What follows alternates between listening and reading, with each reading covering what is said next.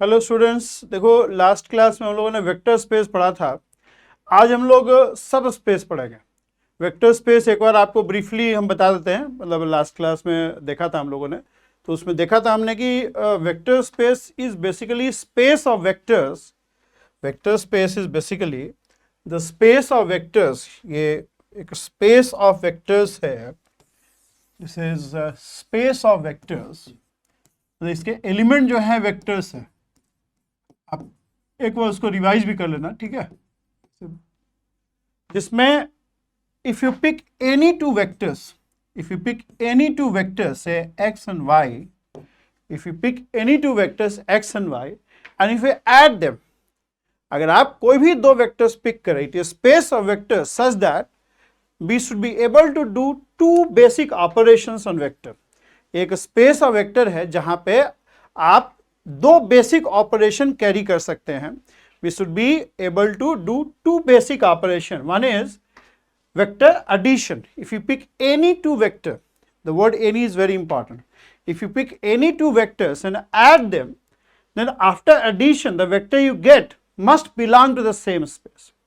मान लो स्पेस का नाम V है, so V is said to be vector space if I am able to do two basic operations on vector। one is if I pick any two vectors x and y and just add them, then after addition I'll obtain what? X plus y। then that x plus y should also belong to this V। तो एक तो vector addition होना चाहिए, दो vectors को जोड़े तो आप उस स्पेस के अंदर रहना चाहिए, तो उस स्पेस से बाहर नहीं जाए आप। मतलब दो वेक्टर्स को ऐड करने के बाद जो वेक्टर आएगा वो भी V को बिलोंग करेगा।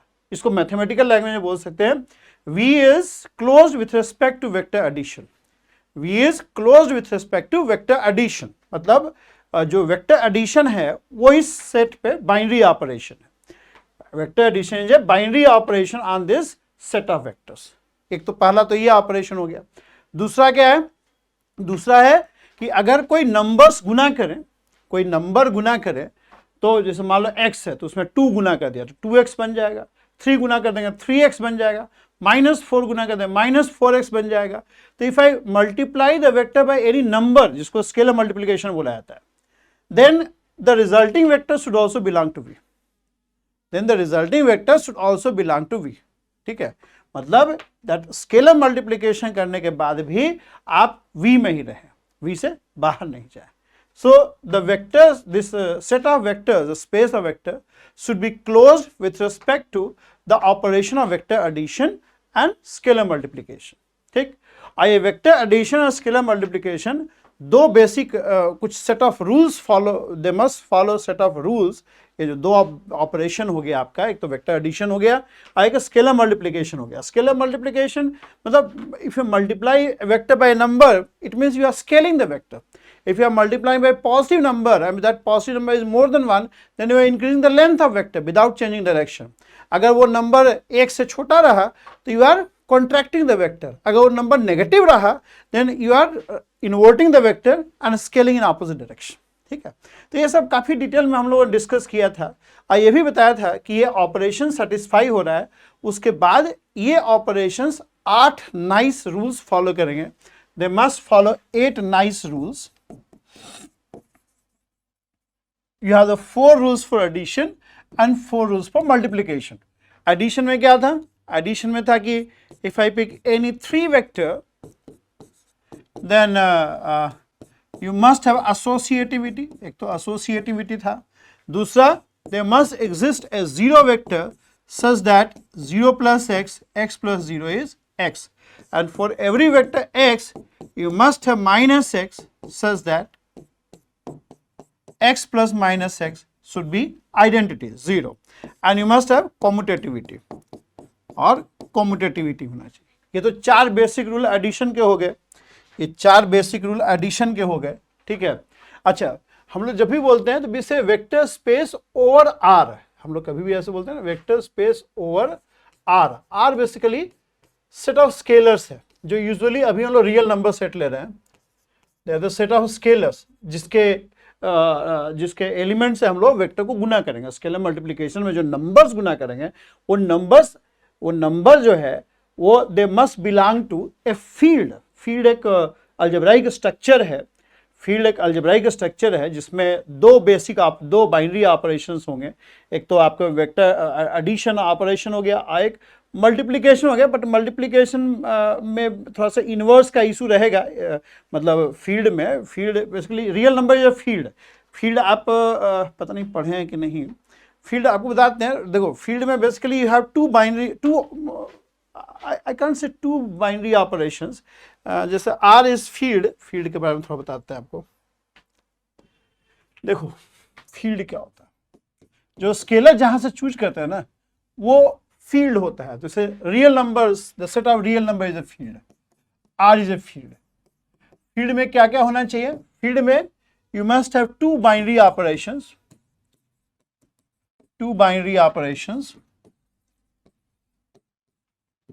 एक तो हो गया एडिशन और दूसरा मल्टीप्लिकेशन। इसको ऐसे लिखोगे आर, ठीक है, एडिशन एंड मल्टीप्लिकेशन, दो बाइनरी ऑपरेशन होना चाहिए। मतलब रियल नंबर में देखो आप दो रियल नंबर जोड़ोगे you will get a real number only, आप दो रियल नंबर गुना करोगे you will get real number only. So real number set is close with respect to the operation of addition and multiplication. Real number set is close with respect to the operation of addition and multiplication, and these binary operation must follow some set of rules. One is addition के लिए देखो क्या rules है. One is associativity. If I pick three real numbers x, y and z, then you have x this, ये associativity property हो गया, ठीक है. Then you have existence of identity. तो real number में additive identity भी है. You have zero such that if you add 0 to any real number you get the same real number, ठीक है. दूसरा प्रॉपर्टी क्या है? Inverse. For every x belonging to R you have minus x such that x plus minus x is 0 identity. And the fourth thing is you must have commutativity, ठीक है. उसी तरह से मल्टीप्लिकेशन के लिए भी चार ऐसे रूल्स होंगे. You have x y z such that x multiplied into y and then multiplied into z is same as this. दूसरा क्या है? For every real number you have a number 1 which is called multiplicative identity, such that x into 1 into x is x, right? Then inverse में थोड़ा सा फर्क है. Inverse में for every real number inverse exist नहीं करता है. For non zero real number there exist inverse. For every non zero real number x you do have a inverse 1 by x such that ये सिर्फ non zero real number के लिए hold करेगा, ठीक है. And then you have x into y is y into x. तो चार property addition का हो गया, चार प्रॉपर्टी मल्टीप्लीकेशन का हो गया, ठीक है. मल्टीप्लीकेशन में थोड़ा सा फर्क ये है कि यहाँ पे x should be non zero real number, x can not be zero, right, x can not be zero. And then apart from this 4 plus 4 you have one rule which is called distributivity, x into y plus z is x dot y x dot z. There are no rules satisfy होना चाहिए. You must have two binary operation and these two binary operation together must obey the 9 rules. अगर ऐसा कोई set है तो उसको हम लोग फील्ड बोलेंगे. So real number is a field, complex number is a field, complex number is a field. तो जब भी हम लोग वेक्टर स्पेस डिफाइन करते हैं तो भी एसोसिएट ए फील्ड ऑल्सो, क्योंकि जब स्केलर मल्टीप्लिकेशन करेंगे तो वो स्केलर किसको बिलोंग करेगा? वो स्केलर ऑफकोर्स वेक्टर स्पेस को तो बिलोंग नहीं करेगा. वेक्टर स्पेस तो वेक्टर का सेट है ना. तो जो स्केलर गुना करेंगे that scalar must come from some field.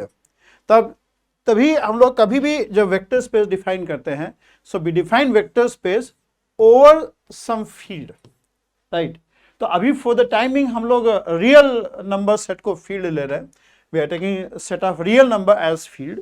Real number set is field because you have all those 9 property getting satisfied. वो सारा 9 प्रॉपर्टी सेटिस्फाई हो रहा है तो रियल नंबर जो है रियल नंबर का सेट जो है वो फील्ड है, ठीक है. So coming back to vector space, field मैंने लास्ट क्लास में नहीं बताया था. इनफैक्ट वो इंट्रोडक्टरी लेक्चर था तो ज़्यादा उसको कॉम्प्लिकेटेड नहीं किए हम. ठीक है। फील्ड थोड़ा सा यहाँ भी बहुत ब्रीफली बताया है मैंने, जितना रिक्वायर्ड है आपको, ये भी बहुत ब्रीफ में है, जितना आपको रिक्वायर्ड है ना, बहुत डिटेल में ये जगह नहीं है पढ़ने का। ये जो टॉपिक है तो वेक्टर स्पेस का है ना, तो फील्ड के बारे में बहुत ज़्यादा डिटेल्स का नीड नहीं है। नीड अगर आगे कभी नीड होगा तो बताएंगे भी आपको, जैसे अभी आगे कॉम्प्लेक्स नंबर फील्ड भी आएगा, we will see vector space over the field of complex number, वहाँ भी देखा जाएगा, ठीक है, वहाँ भी देखा जाएगा। तो कहने का मतलब ये है, whenever we define vector space, we define vector space over some field। तो अभी फॉर द टाइमिंग हम लोग जो फील्ड ले रहे हैं वो रियल नंबर का फील्ड ले रहे हैं। कहने का मतलब जो स्केलर मल्टीप्लिकेशन का बात करेंगे तो जो स्केलर होगा that scalar will be real number, that scalar will be a real number. So what we are discussing, we are having a vector space. Vector space क्या है? It is a space of vectors. It is a space of vectors where you should be able to do two basic operations. One is vector addition and another is scalar multiplication. That scalar must belong to some field. तो यहाँ हमने real numbers को field ले लिया, ठीक है। और वो जो दो बाइनरी ऑपरेशन है, वेक्टर एडिशन और स्केलर मल्टीप्लिकेशन को बाइनरी ऑपरेशन नहीं बोलेंगे। We won't call scalar multiplication as a binary operation. Binary operation basically, if a star is a binary operation on V, then binary operation is basically a map from V cross V to V. तो scalar multiplication में जो scalar, एक तो scalar हो जाएगा ना और दूसरा वेक्टर हो जाएगा, तो ये बेसिकली V क्रॉस V को बिलोंग नहीं करेगा, ये R क्रॉस V को बिलोंग करेगा, ठीक है। This must give you this. तो ये बाइनरी ऑपरेशन का जो है वो प्रॉपर्टी नहीं है। Binary operation is basically a map from V cross V to V, but यहाँ पे जो स्केलर मल्टीप्लिकेशन करोगे 2x करोगे तो ये 2 जो है v को बिलोंग नहीं करेगा, 2 r को बिलोंग करेगा, है ना, और x जो है v को बिलोंग करेगा। So I won't call scalar multiplication as binary operation, no, it's not a binary operation, but you have vector addition of course a binary operation. तो करने का मतलब ये है कि it is space of vector where you have one binary operation vector addition and you have another operation scalar multiplication such that vector space should be closed with respect to the operation of scalar multiplication। मतलब किसी vector में कोई भी number गुना करेंगे तो जो resulting vector होगा that also should belong to V, ठीक है। आइए जो दो ऑपरेशंस हैं they must satisfy a set of 8 nice rules, 4 for vector addition and 4 for scalar multiplication। तो स्केलर मल्टीप्लिकेशन का क्या रूल्स है उसको भी ब्रीफली लिख ले यहाँ पे।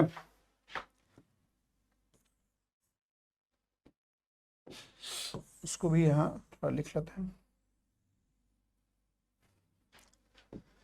हाँ, स्केलर मल्टीप्लिकेशन का देखो, एक तो पहला है कि भाई यू हैव से a plus b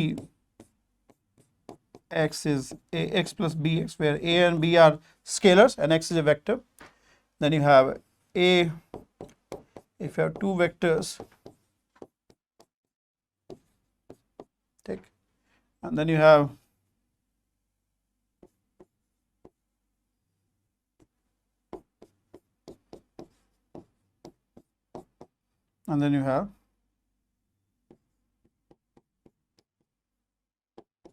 ठीक है। तो पहले जो चेक करना है दो ऑपरेशन चेक करना, और लास्ट क्लास में मैंने एग्जांपल्स वगैरह भी लिया था तो वो सब आप देख लेना, ठीक है, उसको फिर से रिपीट करने का पॉइंट नहीं है, बस ब्रीफली हम रिकैप कर दिए यहाँ से, ठीक है। अब हम लोग को वेक्टर स्पेस का, ये it's not a class of vector space, आज हम लोग सब स्पेस डिस्कस करेंगे बेसिकली, ठीक है। सब space also comes under the chapter of vector space of course, ठीक है, लेकिन वेक्टर स्पेस का इंट्रोडक्टरी लेक्चर हमने लास्ट क्लास में दिया था तो वो आप जरूर देख लें, ठीक है, बिफोर कमिंग टू दिस। अच्छा, vector space we know vector space, right. अब देखिए, अब बात करते हैं ना सब स्पेस का। Let V as a vector space. Suppose V is a vector space. Then what is subspace? Subspace क्या है? मतलब ये vector space है. What is subspace? What is subspace? See, let S is a subset of say VR. Let S be a subset of, subset बोलिए, proper subset मत बोलिए, ठीक है, let S be a subset of this vector space. Suppose S is a subset of this vector space. Means the vector belonging to S is a vector belonging to V also, right? Vector belonging to S will of course be a vector belonging to V. Vice versa may not be true. Vice versa may not be true. ठीक है? Unless मतलब अगर if S is V itself, then vice versa will be true. But if S is a proper subset, then vice versa will not be true. The vector of S is of course a vector of V, but vector of V may not be the vector of S. Vector of V will be vector of S only when S is V. But अगर S मान लो proper subset है, then all the vectors of V will not be vector of S. There will be some vectors which are outside S but inside V. You understand? So let S be a subset. Let S be a subset of the vector space, right? Then this subset, ये जो subset S है, then S will be called a subspace of V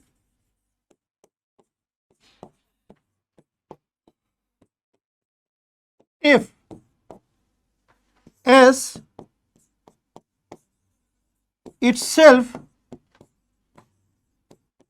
is a vector space. S will be called a subspace of V. S will be called a subspace of V if S itself is a vector space. It satisfies all the criteria of vector space. So, S is a subset of V, right? Then S is said to be a vector space. S is said to be a subspace of V. S is said to be a subspace of V only when S itself is a vector space.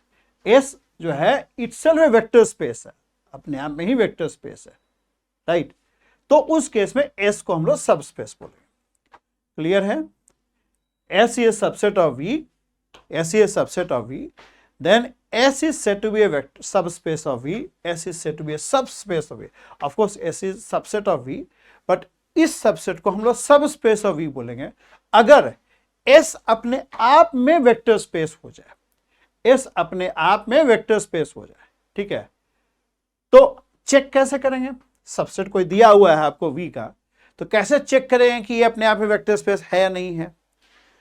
वो दो basic operation पहले तो check करना पड़ेगा आपको कि if I take any vector x belonging to S and a vector y belonging to S, if I take vector x belonging to S and vector y belonging to S, then x plus y must belong to S for all xy,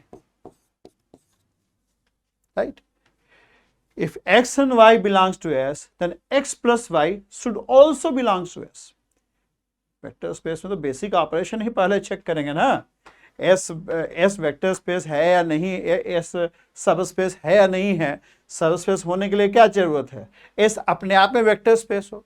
तो उसको check करने के लिए क्या करेंगे? पहला चीज तो ऑपरेशन चेक करेंगे भाई कि दो हमने वेक्टर्स ले लिए, कोई भी दो वेक्टर अगर लेते हैं एस का और उनको जोड़ने के बाद जो उनका एडिशन के बाद जो वेक्टर आ रहा है x plus y, that should also belongs to S, that should also belong to S. ठीक. दूसरा कंडीशन क्या चेक करना हम लोग को? दूसरा कंडीशन चेक करना है कि if I take x, if there is a vector x belonging to S and if I take any scalar, then that should also belongs to S. For all A belonging to R and X belonging to S. For every X belonging to S and for every scalar A belonging to R, AX must also belongs to S. AX must also belong to S. ठीक है. इसको club करके हम लोग चाहे तो, इसको club करके हम लोग चाहे तो एक लाइन में ऐसे लिख सकते हैं कि for all x y belonging to S and a belonging to R, your a x plus y should belongs to S. For all a belonging to R and x y belonging to S. ठीक है. For all x y belonging to S and a belonging to R, your a x plus y should belong to S. ठीक है. Book में इसी को ऐसे लिख देता है, ठीक है, वो भी ठीक है, पर उसका जरूरत नहीं है। दो स्केलर लिख के करते हैं लोग कि ए एक्स प्लस बी वाई, जरूरत नहीं है, क्योंकि अगर ये भी करते हैं तो स्केलर मल्टीप्लिकेशन हो गया और एडिशन भी हो गया। बट ये भी ठीक है, चलो किताब में लिखा रहता है तो उसको जो है रेस्पेक्ट कीजिए किताब को, ठीक है, ठीक।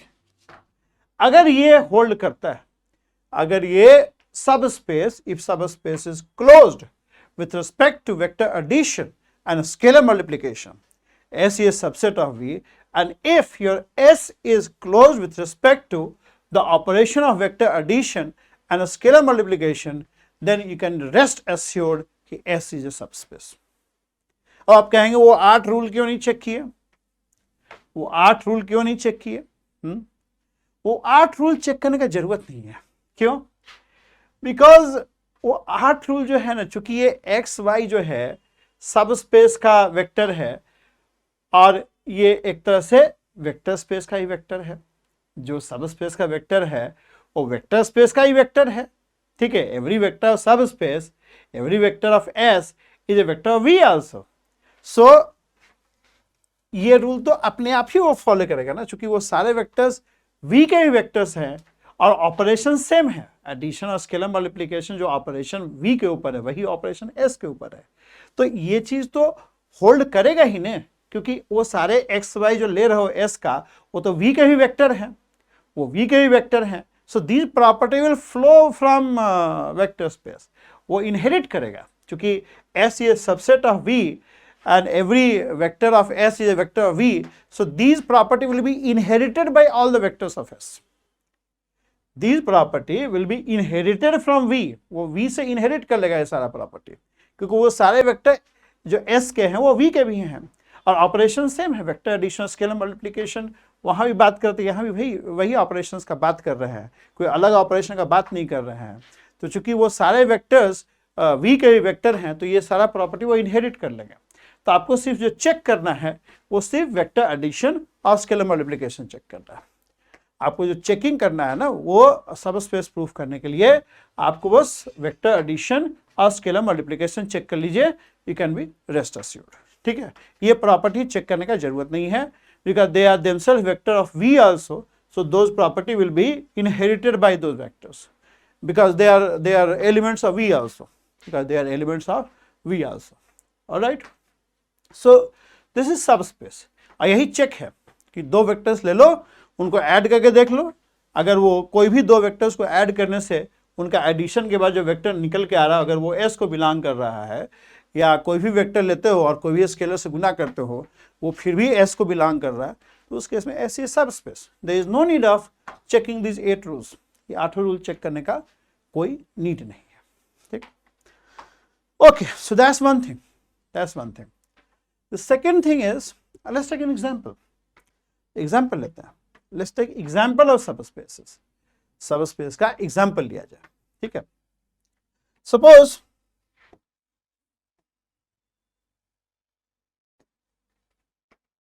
Examples of subspaces,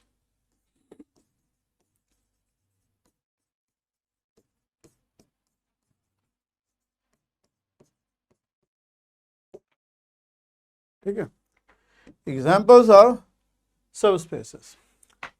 Let's talk about subspaces of R2. R2 is vector space, पढ़े थे हम लोग अभी लास्ट क्लास में। R2 is vector space. Let's talk about subspaces of R2. R2 में क्या क्या सबस्पेस है? R2 क्या है? इस vector belonging to XY plane. R2 can be seen as XY plane, है ना। R2 is geometrical representation of R2, क्या ले सकते हो? XY प्लेन ले लो, YZ प्लेन ले लो। R2 is what? R2 is a set of vector X and Y such that X and Y belongs to R. So these vectors can be geometrically represented as vectors in XY plane. In vectors को geometrically जो है vectors in XY plane के form में represent कर सकते हो। I can represent all these vectors as vectors in XY plane, right? I can write it like this.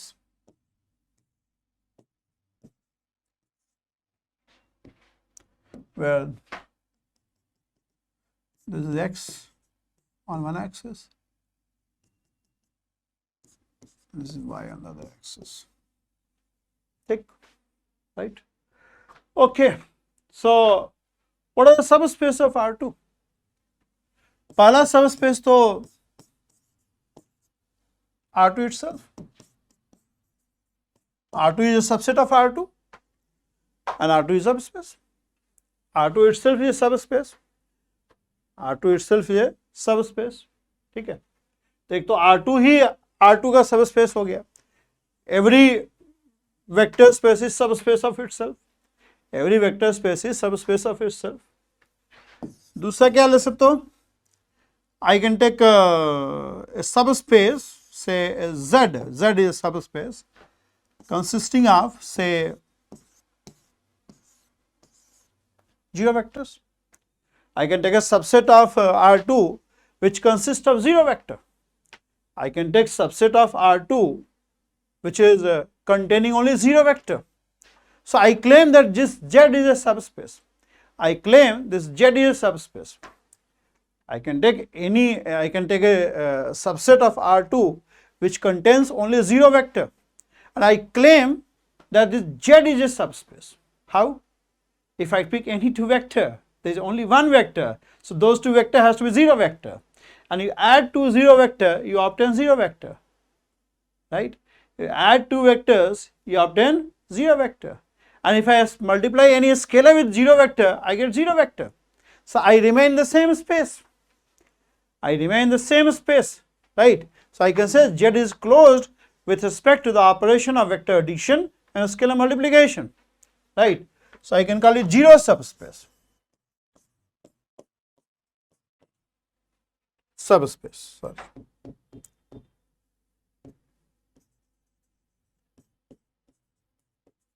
Zero subspace. Take. Okay. Third is, एक तो हो गया R2 itself और एक हो गया 0 subspace. 0 subspace containing only 0 vectors. Containing only 0 vector, right? The third subspace, of course, this third subspace का जो हम बात कर रहे हैं वो एक single subspace नहीं है, वो एक class of subspaces है. वो एक class of subspaces है. That is, any line passing through origin.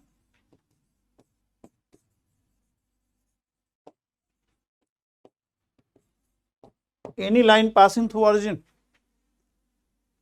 This is also a subspace. This is also a subspace. Any line passing through origin. Any line passing through origin को हम लोग mathematically कैसे लिख सकते हैं? How can we write mathematically? I can write it like this. All xy belonging to R2 such that y can be written as this, y equal to mx, right? Y equal to mx. This is line passing through origin. This is line passing through origin. Let's see how it is subspace. Let's see how it is subspace.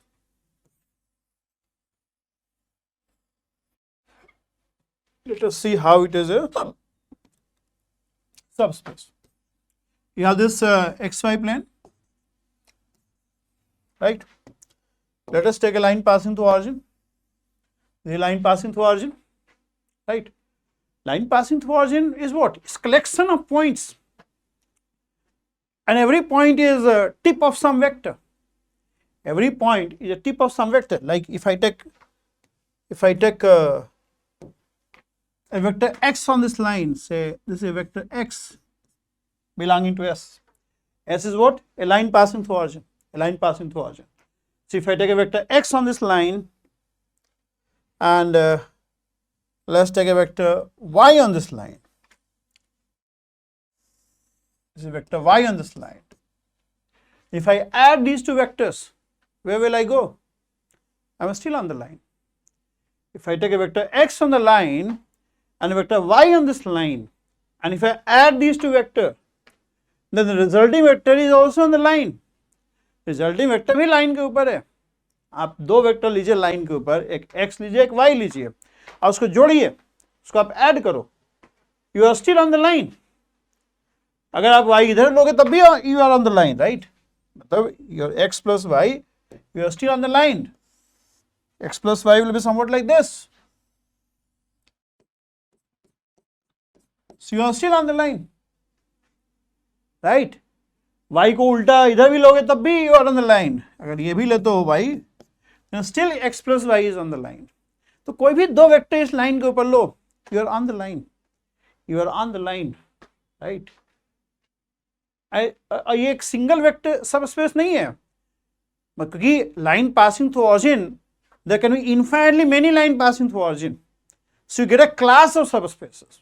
Like this is, say, a line corresponding to some value of m, say m equal to m1, then if I assign different value of m, I assign different value of m, I get another line passing through origin। m का value assign करते जाओ, you get different line passing through origin। If I take this line passing through origin, this is also a subspace। अगर ये subspace S1 है तो ये S2 है, इसलिए m का वैल्यू कुछ और होगा, नेगेटिव होगा, ऑफ कोर्स m का वैल्यू नेगेटिव होगा। So this is also a subspace। Any line passing through origin is subspace, any line passing through origin is subspace। So it is not just a single subspace, it is a class of subspaces। ये class of subspaces। So you have basically three kind of subspaces you can have। First two are specific subspaces, but the third is a class of subspaces। You can have lots of line passing through origin, and each line passing through origin is a subspace of R2। Each line passing through origin is a subspace of R2, ठीक है? So any subspace of R2 will be either R2 itself or zero subspace, or the third option is this। And remember, there is no fourth one। कोई चौथा category नहीं है, यही, ये तो specific हो गया 1 और 2, और जो नेक्स्ट जो क्लास है वो थर्ड वाला होगा। थर्ड वाला एक सिंगल नहीं है, it's a class of subspaces. So but these are the exhaustive list. इसके अलावा और कोई आप सोचेंगे और कोई सबस्पेस होगा, वैसा नहीं है। They are the only subspaces, they are the only subspaces. Understand this? Understand this idea? Subspace of R2। In the same way, I can talk about subspace of R3। I can talk about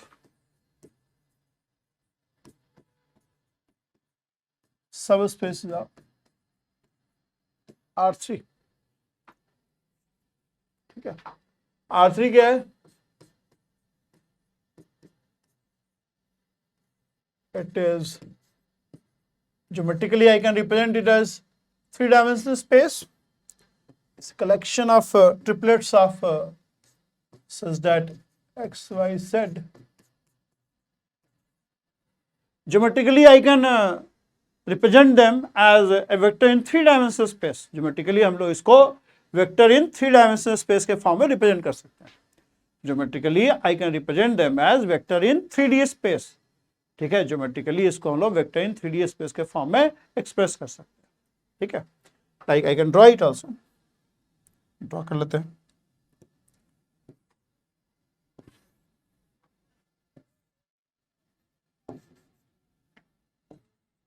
x y Z,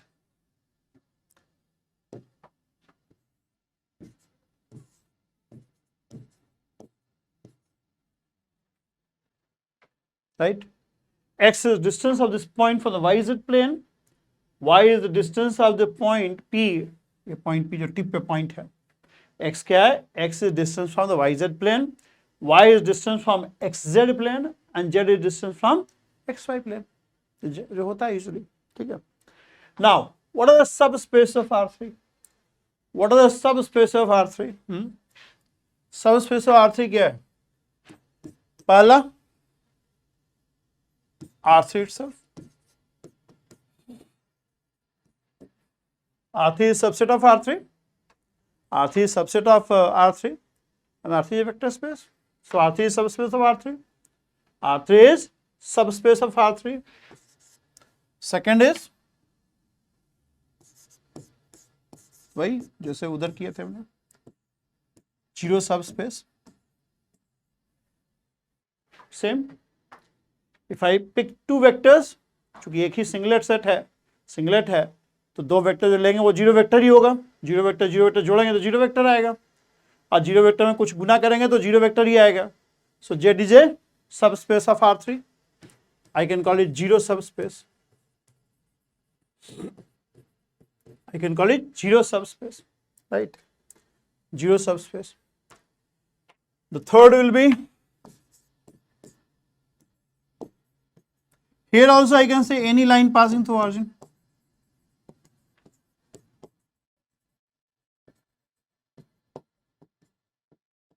geometrically इसको कैसे लिख सकते हैं?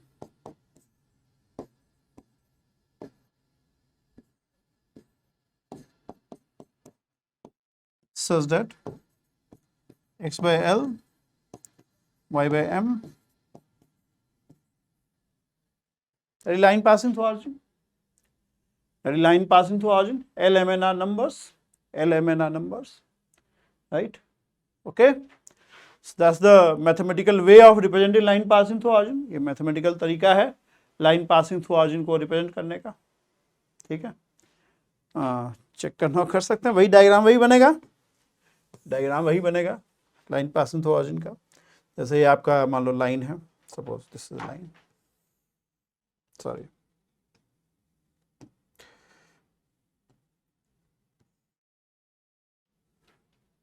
the line passing through origin, and on this if I pick two vectors, जैसे अभी वहां पे किया वैसा ही यहाँ भी होगा.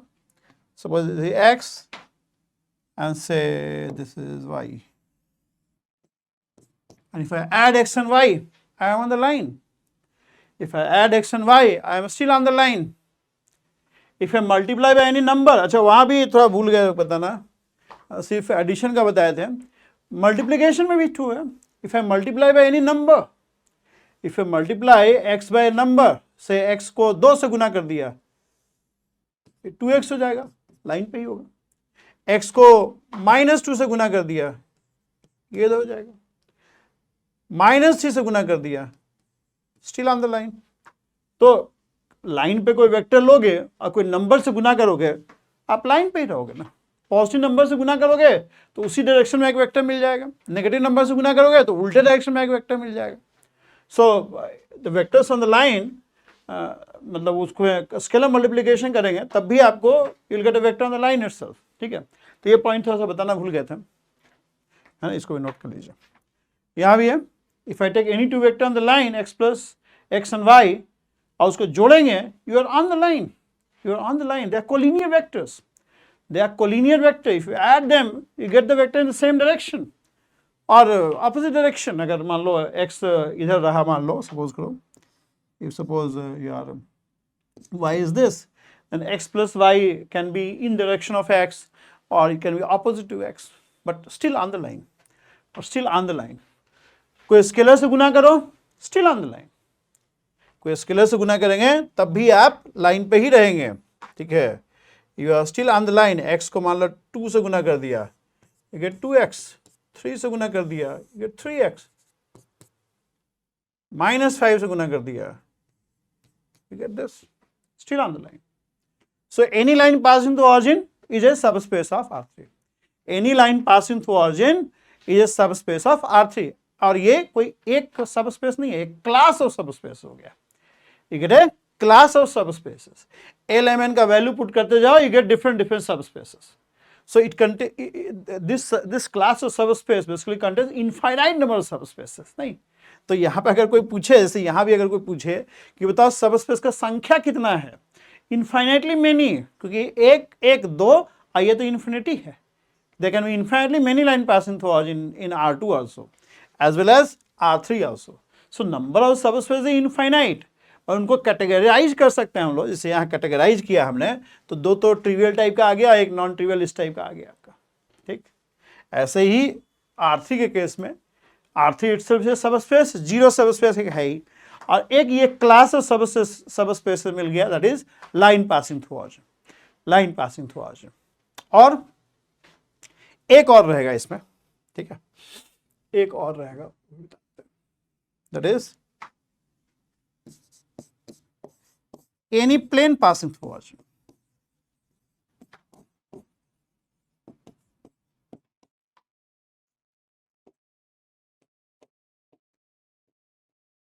मैथमेटिकली कैसे लिखोगे इसको? एस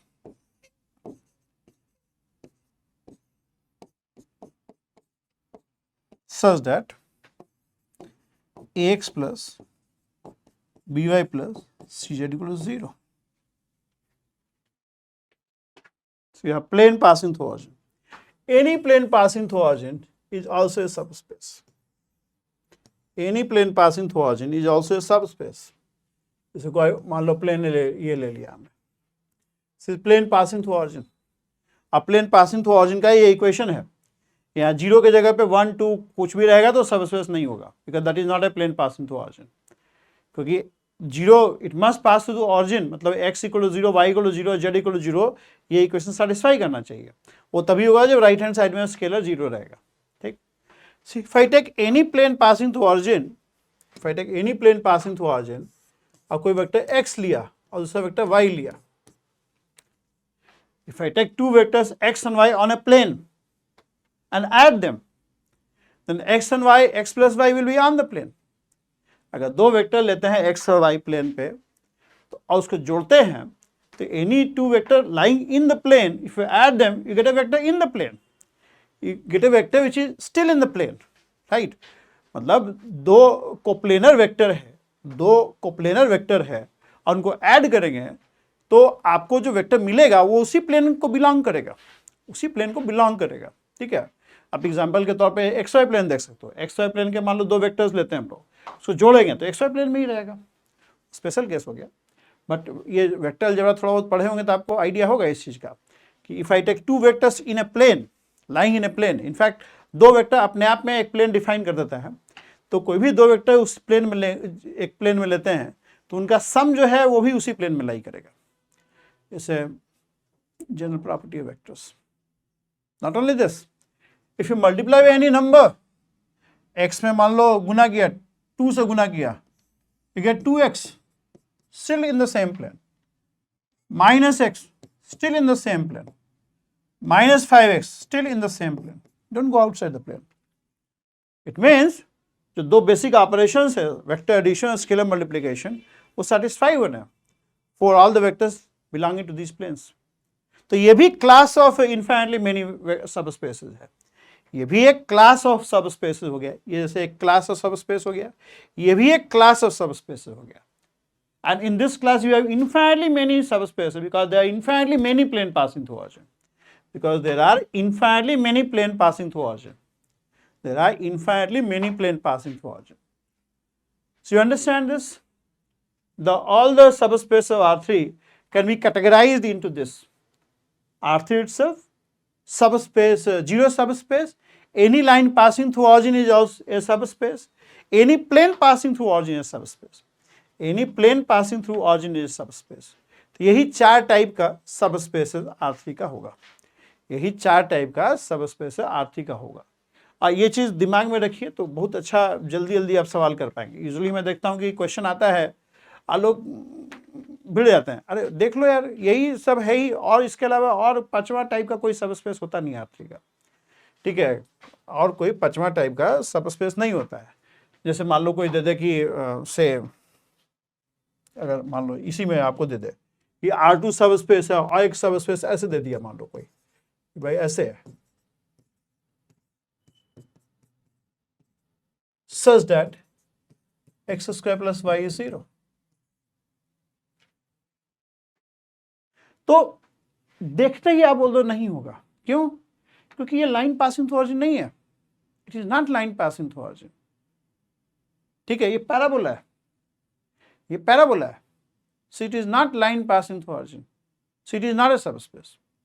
देखते ही आप बता सकते हो. No need to check all those things, ax plus by, वो सब चेक करने का कोई जरूरत नहीं है. इफ समबडी टेल्स यू कि ये है, no, not a subspace, not a subspace. Subspace नहीं है, क्लियरली बोल सकते हैं बिना कुछ चेक किए हुए. अगर कोई बोलता है ये ऐसे है, yes, it is a subspace because this is a line passing through origin, because this is a line passing through origin. In the same way, if somebody gives you a subspace say like this. कोई आपको subspace, कोई आपको subset इस type का देता है कि you have x y z belonging to R3 such that 2x plus 5y plus 6z equal to 5. No need to check. It is a plane but not passing through origin. It is a plane but not passing through origin. So it is not a subspace. It is not a subspace. Clear? ठीक है, बिल्कुल clearly आप ऐसे बोल सकते हैं. ठीक है. तो इस तरह से आप मतलब ये एग्जॉस्टिव लिस्ट है सबस्पेस ऑफ R2 और R3 का. ठीक है, तो keep in mind all this things. So we have, I have told you, और आगे सबस्पेस का डिस्कशन होता रहेगा, but this is introductory part of subspace. आगे हम लोग we will see some special kind of subspaces, we will see some special kind of subspace, उसका ही बात करेंगे हम लोग. ठीक है, तो आज का लेक्चर यहीं एंड करते हैं, है ना. Thank you for very much and have a good day. और अगला लेक्चर में हम लोग we will see some special kind of subspaces which is associated with the matrix. Okay, thank you very much.